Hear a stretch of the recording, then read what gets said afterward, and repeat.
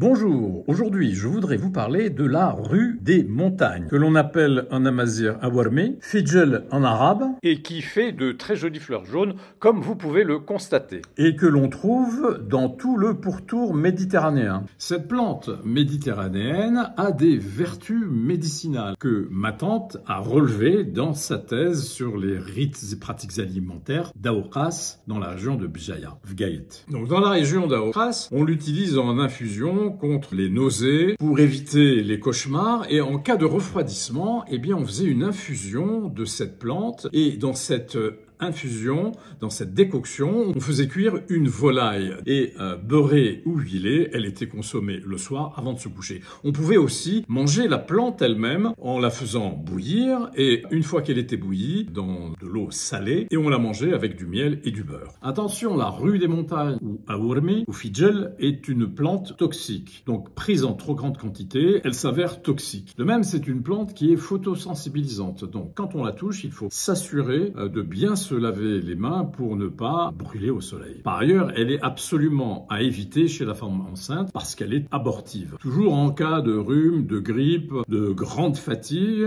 on peut l'utiliser pour faire une omelette à la farine de blé ou d'orge. Alors comment nos ancêtres procédaient-ils? Alors on prend de l'awarmi, de la rue des montagnes, on la met dans une marmite, on la porte à ébullition et on pose sur la marmite un couscoussier dont le fond est tapissé de la plante. Lorsque la plante est ramollie, on dépose sur cette couche de plante un linge fin dans lequel une omelette à la farine de blé ou d'orge est versée. On rabat le pan du tissu sur l'omelette et on dépose encore une couche de rue. Au bout d'une dizaine de minutes, on plonge le pied d'une cuillère en bois dans la préparation, bien sûr en ayant enlevé la rue, en ayant soulevé le tissu, et si le pied de la cuillère en bois ne ramène pas de pâte, c'est que la face inférieure qui était en contact avec la vapeur chaude, eh bien ça veut dire qu'elle est cuite. Et on retourne l'omelette et on recouvre du linge, on recouvre de rue et on fait cuire l'autre face. Et quand la cuisson est terminée, on met l'omelette dans un plat, tarzelt, et on la huile ou on la beurre ou on lui met du miel et on la donne à consommer aux malades. La rue des montagnes a beaucoup d'autres utilisations. On l'utilise, comme je vous l'ai dit, en décoction. On l'utilise